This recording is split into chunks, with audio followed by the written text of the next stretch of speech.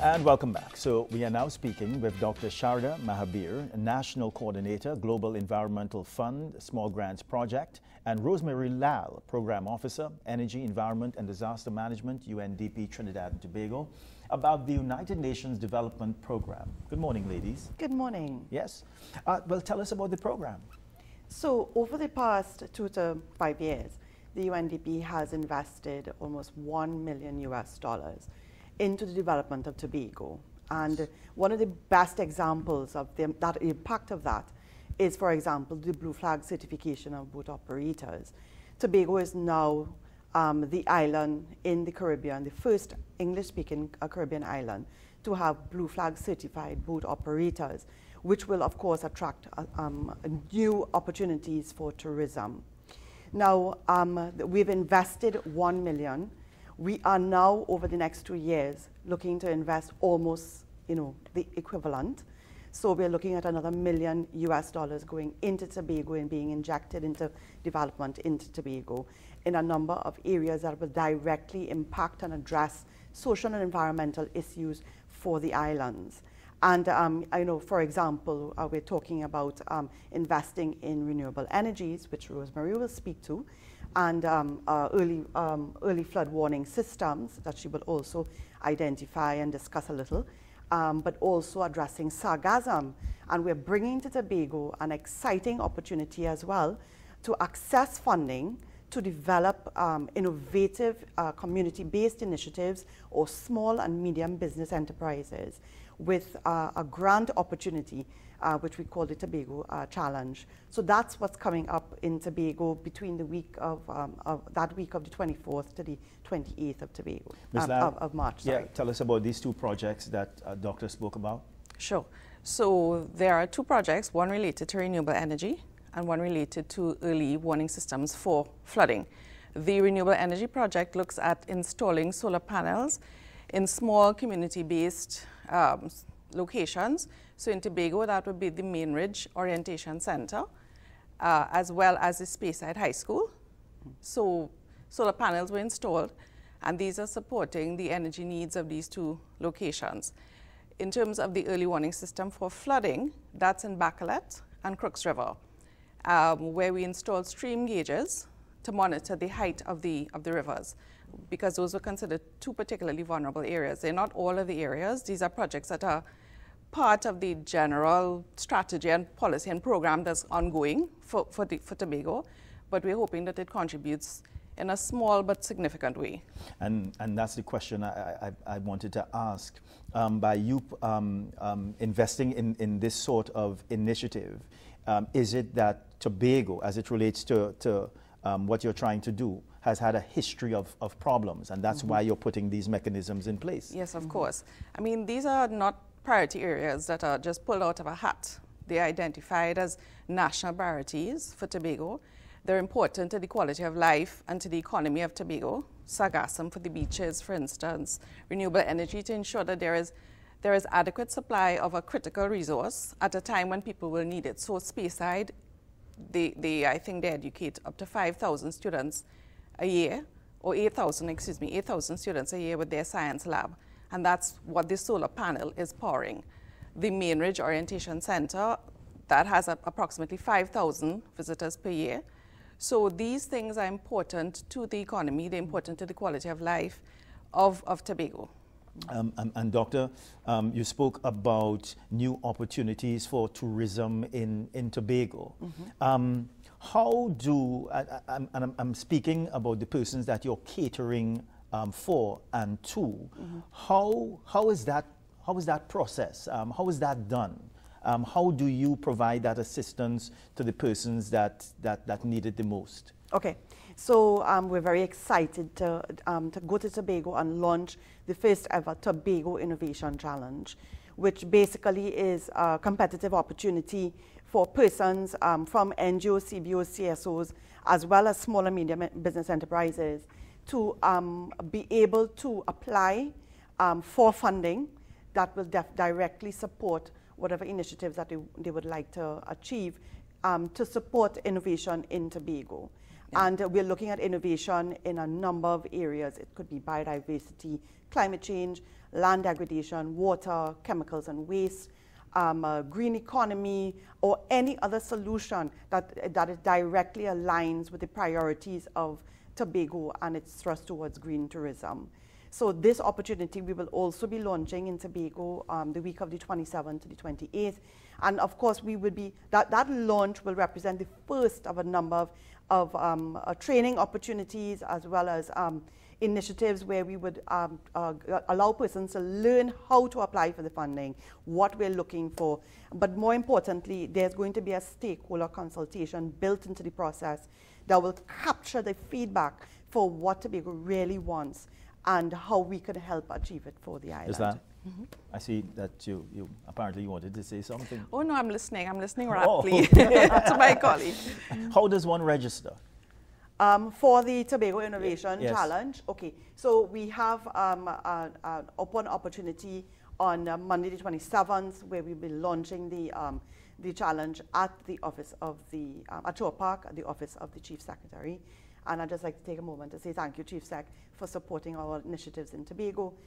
So at that launch, we will be opening up the opportunity, but we will also be advertising widely using traditional media, social media, as well as working through the Chief Sec's office to drum up the support and the attention for the actual Tobago Innovation Challenge. That will then lead us into a number of training opportunities that we call the Sprint, where we will sit with persons and hash out details and of what are the priorities for the island and how can we develop projects to realize what we need to support those priorities. And then, of course, we will have that opportunity for them to submit their proposals. So over the next month, it's definitely a month and a half, it's really going to be an exciting time in Tobago. And we're looking forward to it. And Ms. Ladd, from what Doctor is saying, it would seem that Tobago has a number of issues to deal with. Sargassum is one of them. Yes. I would she shakes say, her head. Yes. I would say that Tobago does indeed, like most small island developing states, have issues to deal with. Yes. Of course, the circumstances lead to unique requirements and solutions needed for that particular context. In Tobago, the specifics of renewable energy, sargassum, early warning for flood warnings, because these things speak directly to the needs of the island. And the Sprint Challenge is one way of tapping into stakeholder contributions, stakeholder innovations, stakeholder ideas, stakeholder experiences, which are very critical to the work that we do in Tobago as well as in Trinidad. We work a lot with stakeholders, through stakeholders in partnership, to ensure that development is as inclusive and as integrated into the lives of the people that we're hoping to reach as possible, which is why you hear a lot of community-based work. But also to say that surrounding this, we also work with our government partners, such as THA, such as the Ministry of Planning and Development, because this is about sustainability and ownership, as well as impact. When these projects are over, we'd like that there be some sustainability of the results and some national ownership embedded into the projects, which is the other thing that we pay close attention to. Yeah. The history of Tobago is that some people are they're very much steeped in tradition. How are Tobagonians responding to some of the initiatives that you all are suggesting? Well, Jeff SGP, specifically the agency that I represent, has been in Tobago since 25 years. And in that time, we have supported a lot of initiatives, positive initiatives. Most recent, some of them a lot of people wouldn't remember, but most recent, for example, the Castara Eco-Sustainability Shop, which was the first of its kind for the country that was open in Tobago, represented a community coming together saying that they want to develop a green community. They want to replace their harsh chemicals and address their pollution that goes into their marine environment, which is really the attraction for their businesses.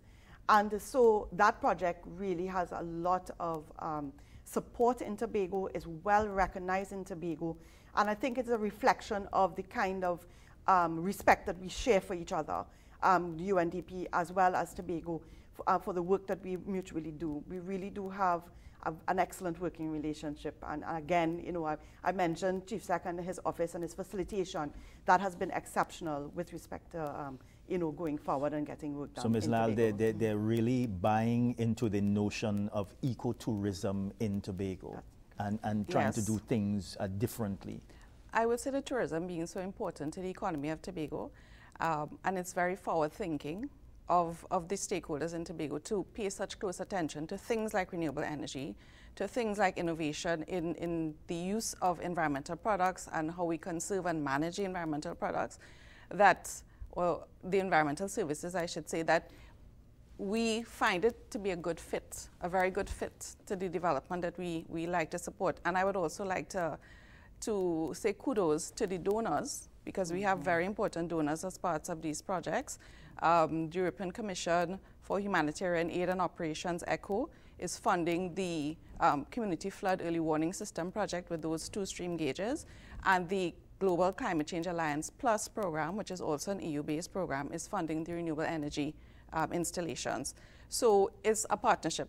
Yes. Definitely a partnership. Definitely. Can't be done without the people, can't be done without the national partners, can't be done without the donors, can't be done without the support and access to resources and technical assistance from the UNDP. I just wanted to add, for our Sargassum initiative, there is a regional project that UNDP Trinidad and Tobago is part of, and we will be receiving funding to purchase equipment to remove sargassum from nearshore as well as beach areas on both islands.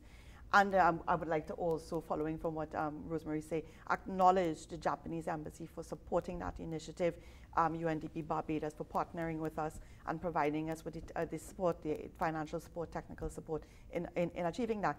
And for us, it's really exciting that we're going to Tobago to launch this initiative. It is a national initiative, but we're bringing it to Tobago to launch because we understand the impact of the sargassum on the island, and it's in tourism.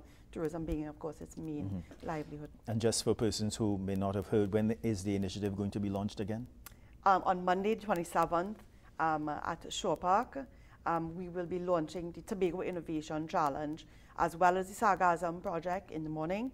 Then we have CFUSE, which is the Community Flood Early Warning System project in the afternoon. That's correct. And then on Tuesday morning, we excitedly run down to Speyside to launch the solar project at Speyside High School, which is with Rosemary. And then we come back up to Boko and we launch Blue Flag at the Boko facility. So we're all over Tobago. We're all over Tobago that week. Yeah. It's exciting. Ladies, it was really a pleasure having you all this morning. Thank you for announcing your plans with such excitement. And I hope that the persons in Tobago are looking at our program this morning and will come out and support it and be a part of the initiative. Thank you very much for coming again. Thank you for having us. Thank you very much. So we have to go to an update from Torbay, Tobago, of all places. Huh? Let's see what's happening there. It's very quiet at Torbay this morning. A good morning for a dipper. We're coming back. It's one love, so feel free, for we are the people of the Caribbean, showing